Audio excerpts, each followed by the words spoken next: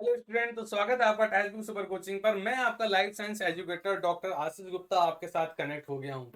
तो बहुत सारे दिल में आपके दिमाग में ये एक डाउट आ रहा होगा कि सीएसआई नेट क्वालिफाइड कर लिया या सीएसआई जेआरएफ अगर आपने क्वालिफाइड कर लिया तो टाइप ऑफ कैरियर्स अब हमारे पास क्या क्या है। या बहुत सारे लोग अभी प्रिपेयर कर रहे हैं और उनके दिमाग में यही चल रहा होगा कि अगर हम प्रिपेयर करते हैं सीएसआई नेट की जेआरएफ की और हमारा क्वालिफाई हो जाता है तो हमारे पास क्या बेटर ऑप्शंस होंगे अपना कैरियर एक परफेक्ट डायरेक्शन में बनाने के लिए। तो इन्हीं सारे सवालों का जवाब मैं आपको दूंगा, तो आपके जो भी डाउट्स होंगे अपने कैरियर को लेकर वो कहीं ना कहीं दूर हो जाएंगे। उससे पहले स्टार्ट करने से पहले मैं आपको बता दूं कि आप मेरे साथ अगर आप तैयारी कर रहे हैं सीएसआई नेट एग्जाम के लिए और आप अपनी तैयारी को एक फाइनल एग्जाम तक पहुंचाना चाहते हैं, बढ़िया से प्रिपेयर करना चाहते हैं, तो मेरे साथ आप यूट्यूब चैनल पर, इसी यूट्यूब चैनल पर रात के 9 बजे जुड़ सकते हैं और रात के 10 बजे मास्टर क्लास में जुड़ सकते हैं जो सुपर कोचिंग के ऐप में चलती है। तो रात के 9 बजे जुड़ना ना भूलें, ये टेलीग्राम ग्रुप को ज्वाइन करके रखें ताकि आपको कोई लिंक मिस ना हो, सब कुछ आपको एक जगह पे मिलेगा। और इस यूट्यूब चैनल को सब्सक्राइब करें। Types of career after CSI NET. भाई आपने प्रिपेयर की, लेकिन किसी पर्टिकुलर एग्जाम को प्रिपेयर अगर आप कर रहे हो तो कहीं ना कहीं दिमाग में ये जरूर रहेगा कि हमारा कैरियर कैसे बनेगा, इसके आगे क्या क्या आपको किस डायरेक्शन में आप अपने आप को ले जा सकते हो। तो देखो, अब दो दो चीजें हैं। अगर आप सीएसआई नेट निकाल रहे हो या आपका सीएसआई जेआरएफ निकल गया, अगर आपका सीएसआई जेआरएफ आ गया तो दोनों पे बात करूंगा मैं। अगर आपने सीएसआई जेआरएफ क्वालिफाइड कर लिया तो क्या है आपके पास सबसे बेस्ट ऑप्शन? ये है कि आपको ये पता है कि आप जिस भी स्टेट के रहने वाले हो, तो उस स्टेट की या उस स्टेट से सराउंडिंग पर जो भी आपके साथ कनेक्टेड स्टेट हैं वहां पर कहीं ना कहीं असिस्टेंट प्रोफेसर की वैकेंसी आती रहती है। अब वो डिपेंड करेगा कि वो वैकेंसीज कब आ रही हैं, क्योंकि उनका कोई फिक्स टाइम तो है नहीं। अब आपने आज निकाला और वैकेंसी आज के आज आ गई या कल आ गई, तो ये इसके लिए, इससे अच्छा आपके लिए क्या लक हो सकता है? बेस्ट लक हो गया। तो कहीं ना कहीं वो डिपेंड करेगा कि वैकेंसीज कब आ रही है, लेकिन आप अपने आप को प्रिपेयर तो वहां तक, उस लेवल तक, उस एग्जाम में बैठने के लिए, उस असिस्टेंट प्रोफेसर के लिए एलिजिबल तो बना ही रहे हो। तो इसका मतलब ये है कि इन फ्यूचर में आप यूनिवर्सिटी में असिस्टेंट प्रोफेसर बनने के लिए कैपेबल हो, एलिजिबल हो। या फिर दूसरी एक कॉलेज, आप ये बोलते हो स्टेट लेवल पर कॉलेज कैडर की सीट्स आती हैं असिस्टेंट प्रोफेसर कॉलेज कैडर के लिए, कॉलेज लेक्चरर की, तो उनके लिए भी आप एलिजिबल हो गए हो। तो आप एक बहुत ही बेहतर, आपका अगर आप सोचो आपके आगे टैग लग रहा है असिस्टेंट प्रोफेसर, तो कहीं ना कहीं एक बहुत ही अच्छी रेपुटेड जॉब है, आपका मान सम्मान बढ़ाने वाली जॉब है। आपको एक बहुत ही बढ़िया पॉजिटिव वे में लोग आपको देखेंगे, स्टेबिलिटी आपके पास होगी, जॉब सिक्योरिटी आपके पास होगी, तो कहीं ना कहीं आप इन सब जॉब्स को लेने के लिए एलिजिबल हो।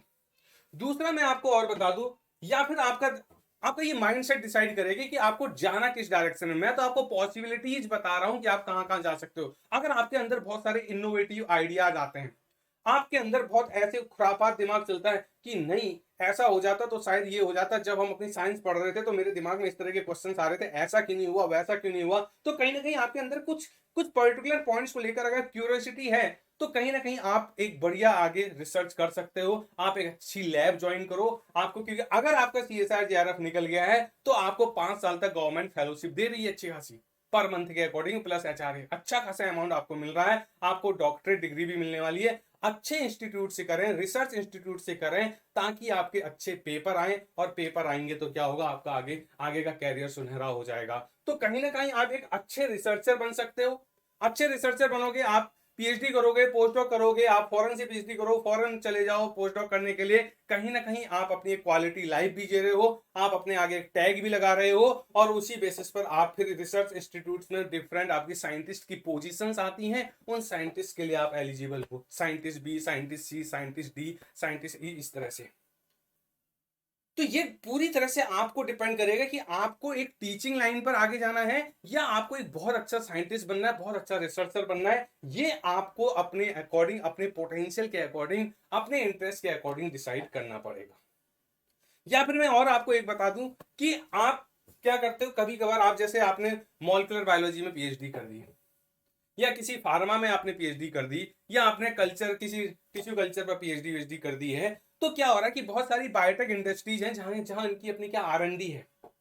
तो बायोटेक इंडस्ट्रीज में अपना आर&डी है, रिसर्च एंड डेवलपमेंट डिपार्टमेंट है, आर&डी है।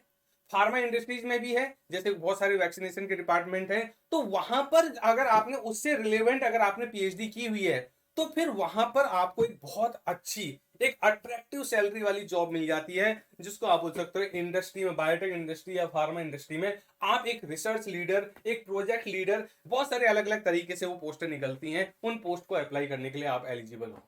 तो अब आपको डिसाइड करना है कि आपको इस इंडस्ट्री में जाना है, आपको पूरी प्योर किसी ना किसी इंडिया में किसी पर्टिकुलर रिसर्च लैब में साइंटिस्ट बनना है, या आपको कॉलेज कैडर में लेक्चरर बनना है, या फिर आपको यूनिवर्सिटी में असिस्टेंट प्रोफेसर बनना है। ये आप इन्हीं सारे जब ये एग्जाम निकालोगे तो आप अपने आप को क्या करोगे, एलिजिबल बना रहे हो। या फिर अगर आपके दिमाग में ये आ रहा होगा कि जेआरएफ नहीं, हमने पीएचडी नहीं करनी, हम सीएसआई नेट निकाल रहे, तो आप सीएसआई नेट निकाल रहे, तो उसके बेसिस पर आप क्या कर रहे हो, आप आपका कहीं ना कहीं एक जो बेसिक क्राइटेरिया है कहीं ना कहीं आपको लेक्चररशिप बनने के लिए, क्योंकि नेट सीएसआई नेट निकाल लिया तो आप एक बेसिक आपने एलिजिबिलिटी क्राइटेरिया क्या कर दिया, ले लिया है, आप नेट क्वालिफाइड करके आपका लेक्चरर असिस्टेंट प्रोफेसर बनने के लिए एलिजिबल हो गए हो। साथ के साथ बहुत सारे प्रोजेक्ट निकल रहे होते हैं, आप उन प्रोजेक्ट्स में असिस्टेंट प्रोजेक्ट मैनेजर, इस तरह से आपके प्रोजेक्ट मैनेजर या प्रोजेक्ट साइंटिस्ट, इस तरह की पोस्टें आते रहती हैं। उन पोस्टों के बेसिस पर अपने आप को एक्सपीरियंस लेकर कहीं ना कहीं इस तरह से इन पर्टिकुलर एक्सपीरियंस बेस्ड आपकी जॉब्स आती हैं, उनको आप अप्लाई कर सकते हो। ठीक है, तो इन तरह से आप इस पर्टिकुलर लाइन पर आगे बढ़ सकते हो। तो होपफुली आपके दिमाग में सेट हो गया होगा कि इस बेहतरीन एग्जाम को निकालने के बाद आप किस तरह से अपने फ्यूचर को सिक्योर कर सकते हो। आप पहले अपने माइंड को सेट कर लो कि आपको करना क्या है आगे, उस डायरेक्शन को फाइंड आउट करने के लिए, उस डायरेक्शन पर आगे बढ़ने के लिए कहीं ना कहीं आपको प्रॉपर तैयारी फिर करनी पड़ेगी, और आप अपनी तैयारी के लिए क्या कर जाओ, आराम से जुड़ जाओ।